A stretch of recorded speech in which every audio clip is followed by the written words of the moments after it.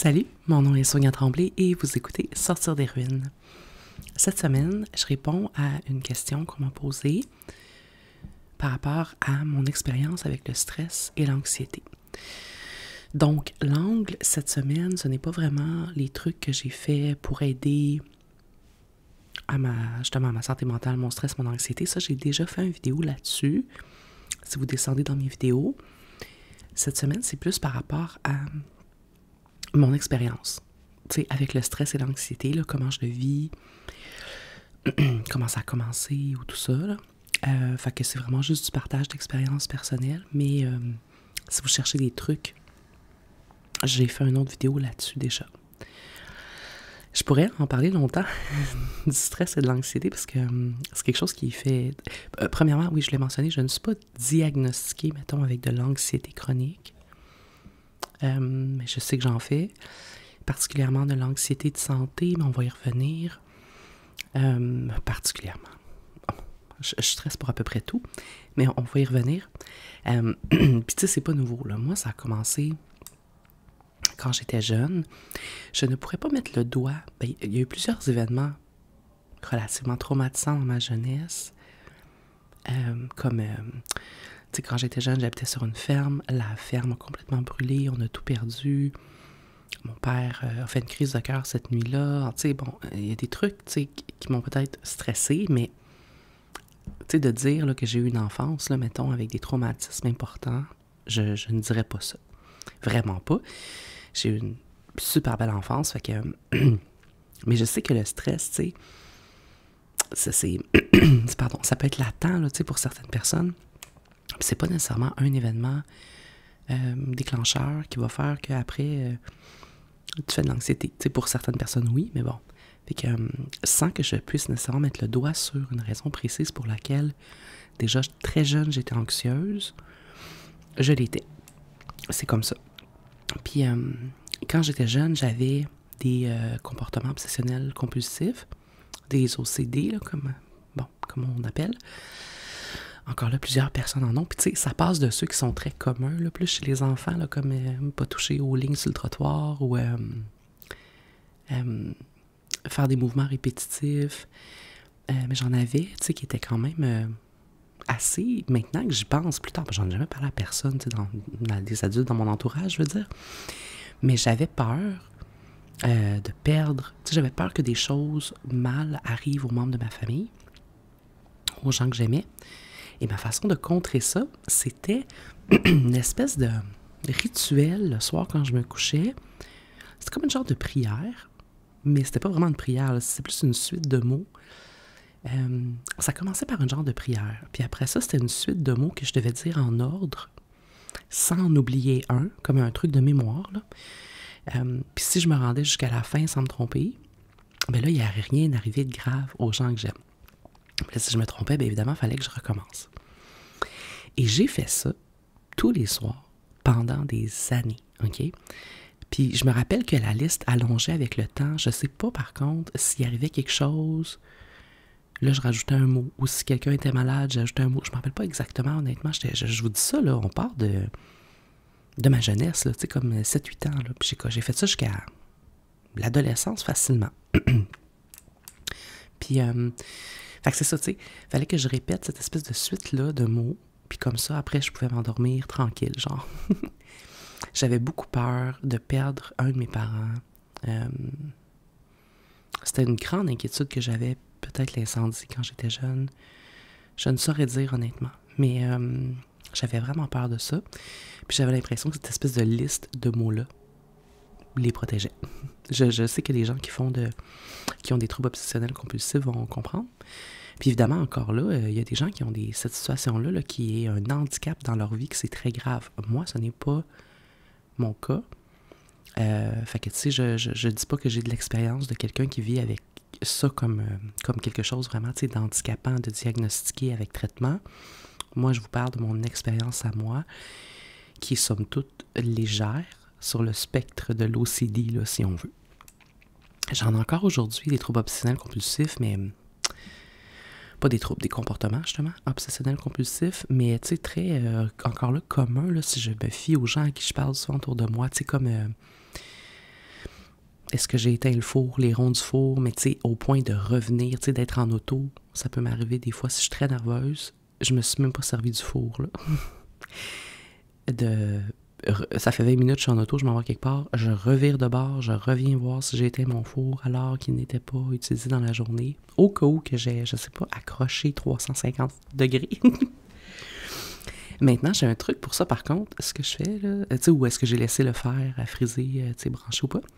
Puis ce que je fais maintenant, c'est que quand je sais que je vais partir pour une longue route, puis que je suis plus stressée, je vais prendre des photos, des trucs, tu sais, mettons que j'ai utilisé justement le fer à défriser, ben, je vais prendre une photo de la prise, pas de fer dedans, tu sais, ou je vais prendre une photo des boutons, justement, sur le four, pour être sûr qu'ils sont tous à off, tu sais.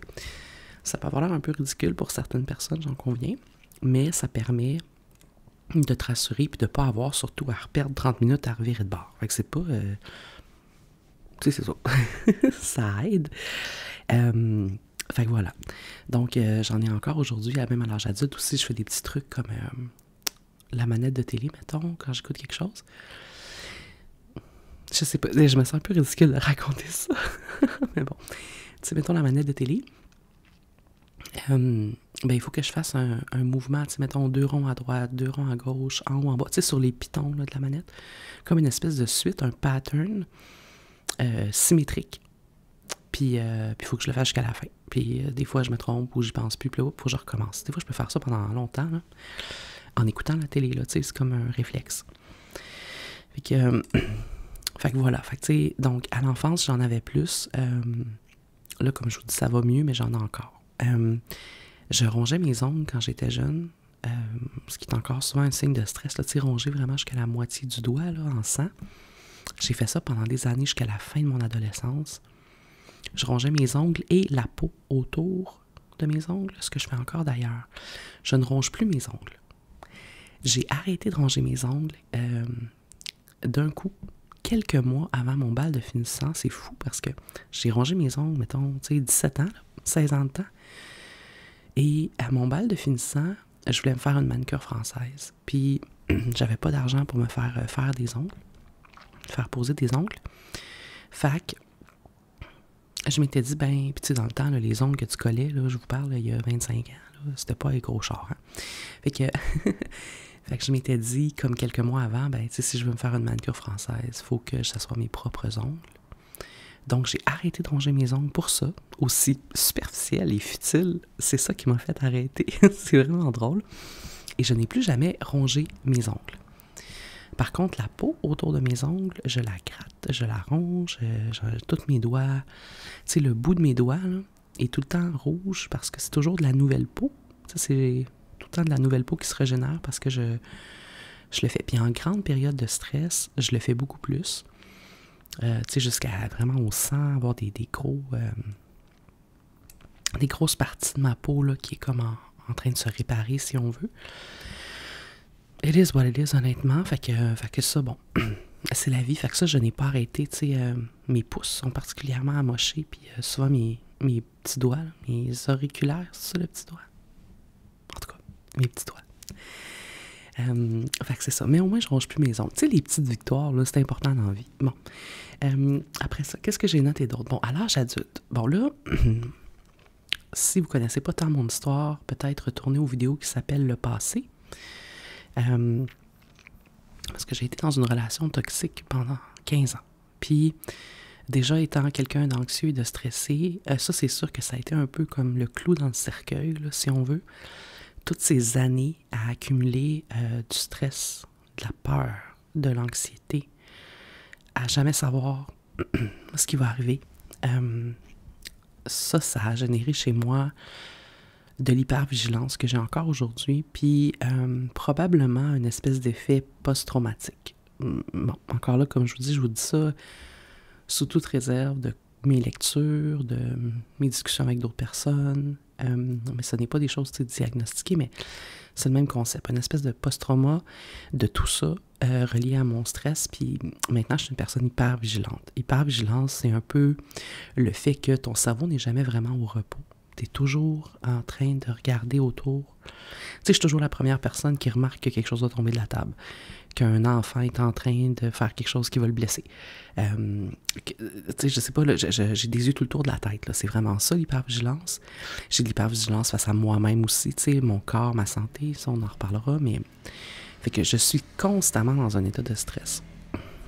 Puis je sais que cette relation-là et la fin de cette relation-là a généré ça chez moi. Ça va beaucoup mieux qu'avant, évidemment. Tu sais, on se reconstruit, là, on sort des ruines, hein, comme on peut, même si c'est difficile et que ça prend des années. Fait que, tu sais, je suis super contente là, du chemin que j'ai parcouru, puis de tout ce que j'ai réussi à accomplir depuis. Mais reste que cette anxiété-là que j'ai construit petit à petit dans cette relation-là, cette hypervigilance-là, ça m'a pas quitté.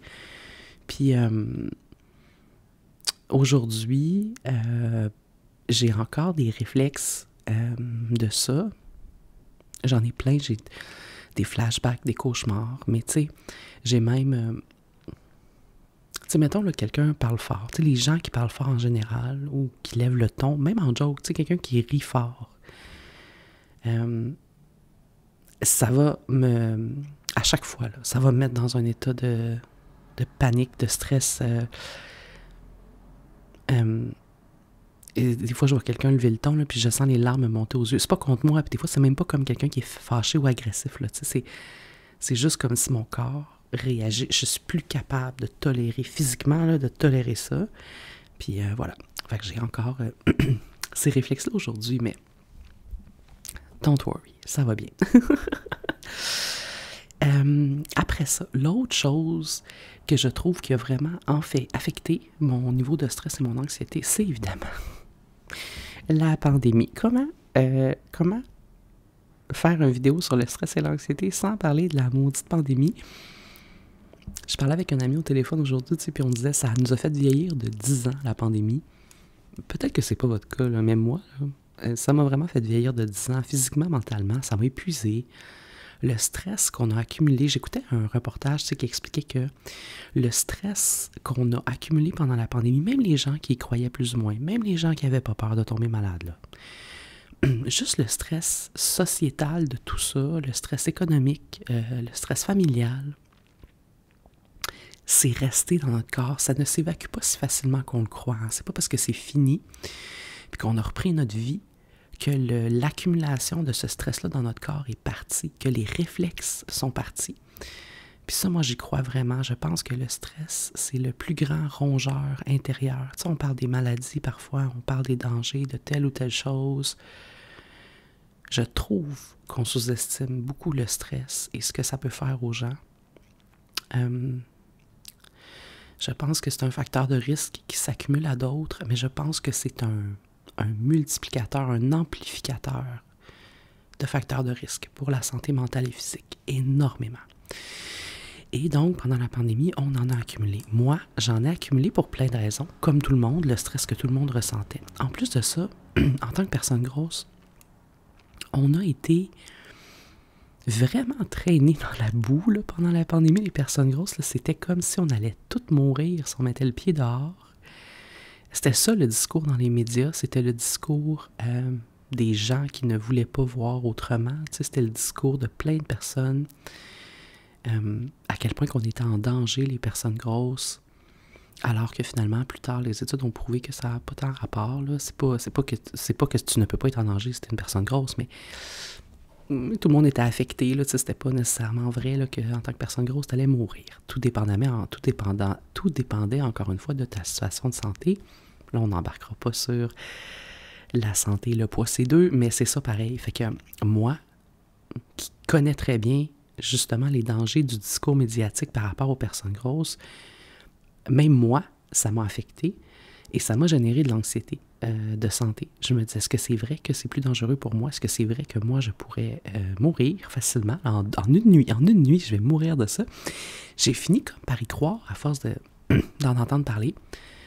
Bon, j'ai vite réussi à me replacer, là, parce que, tu sais, comme je vous dis, c'est mon travail sur Instagram, là, tu sais, de déconstruire les mythes et les préjugés par rapport aux personnes grosses. Fait que j'ai quand même un bon système d'outils pour me me replacer, là, tu sais, pour pas tomber dans cette espèce de spirale-là, justement, mais bon, quand même.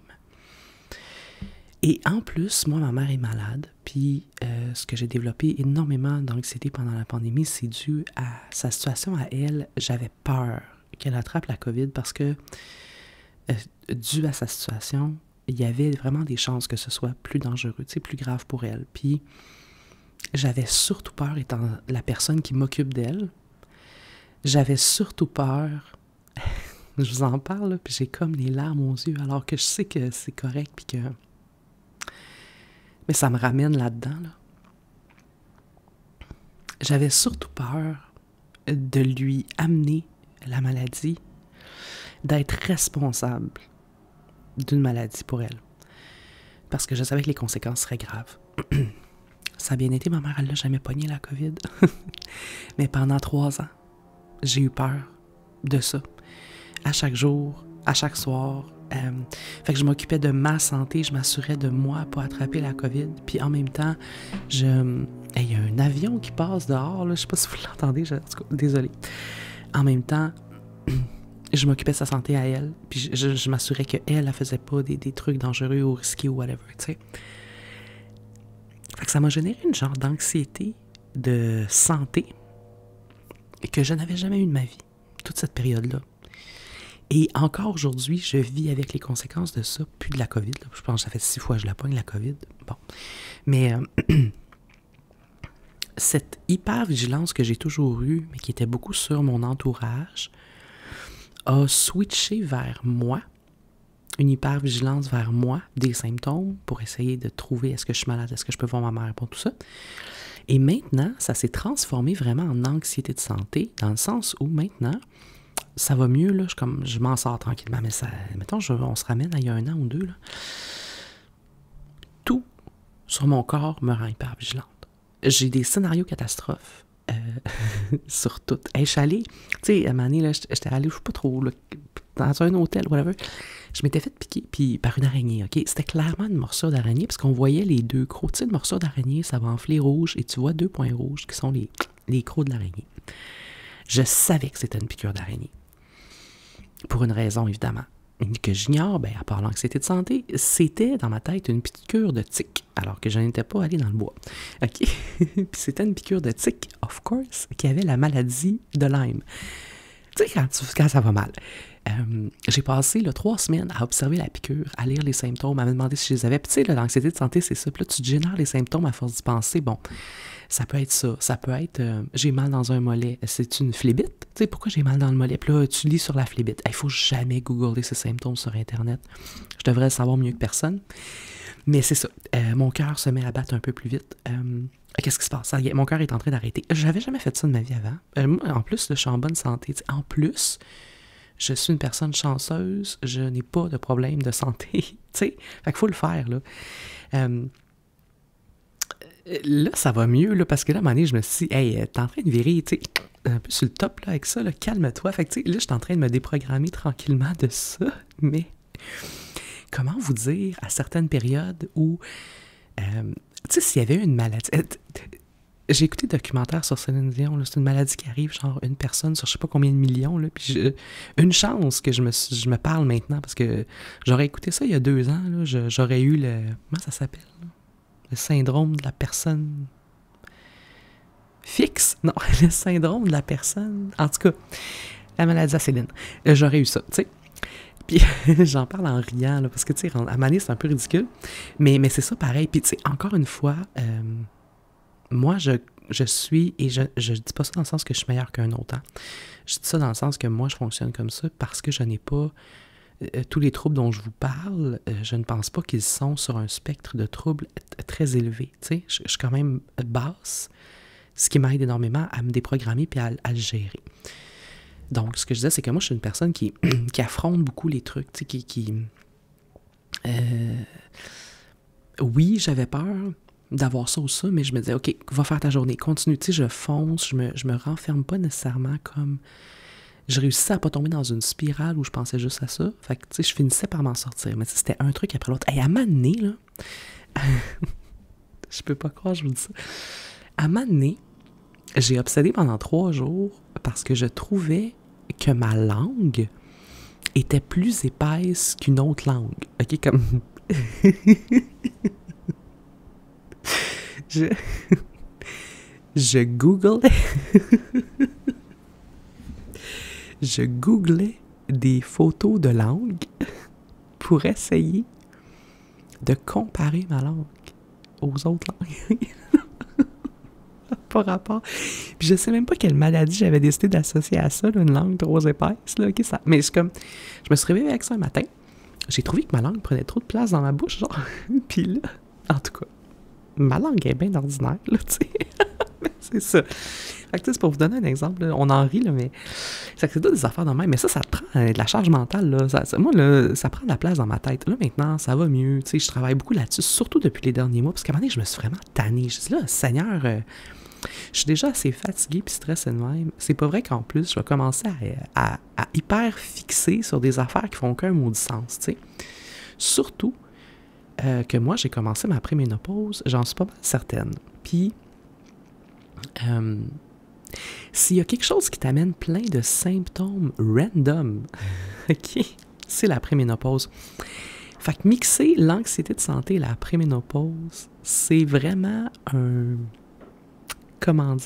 formule pour l'échec, là. Fait que voilà. Donc, je travaille là-dessus présentement, mais tu sais, si vous vous reconnaissez dans ce que je dis, là, ça me fait plaisir de vous dire que vous n'êtes pas tout seul. Je pense que beaucoup de personnes vivent ça à, comme je vous dis, différentes, tu sais, plus petites ou plus grande échelle. Je pense aussi que les gens n'osent pas trop en parler parce que tu veux pas avoir l'air, justement, d'une personne instable, mais pour vrai, je suis pas mal certaine que beaucoup de gens vivent ces trucs-là au quotidien, puis c'est correct, tu sais, je pense qu'on peut tranquillement s'en sortir, travailler là-dessus, ou sinon, aller chercher de l'aide. Tu sais, toujours moyen d'aller chercher de l'aide pour s'en sortir, si jamais. Fait que c'est un peu ça, mon expérience avec le stress et l'anxiété. J'espère que ça vous a plu, intéressé, fait rire même. Fait que c'est pas des choses dont je suis sortie, puis je pense pas que je vais m'en sortir comme complètement jamais. Comme je vous dis, j'ai des choses qui me sont arrivées dans le passé qui font que it is what it is. Mon système de stress est fait comme ça. Mais ça veut pas dire que je peux pas travailler pour l'améliorer, par contre. Ça veut pas dire que je peux pas prendre les actions nécessaires pour, c'est ça, améliorer ma situation. Fait que c'est beaucoup ça mon message aussi, là. C'est pas besoin d'être parfait, mais je pense que chaque petite action qu'on prend peut nous aider. Puis c'est ça que je souhaite à tout le monde, tu sais, qui vivent avec ça. Fait que voilà. Je suis en train de perdre la voix. Et c'était le fun. J'ai bien aimé ça, vous jaser de ça. Anyways, fait que voilà, ça m'a fait à l'épisode d'aujourd'hui. Mon nom est Sonia Tremblay et je vous remercie énormément d'avoir écouté Sortir des ruines.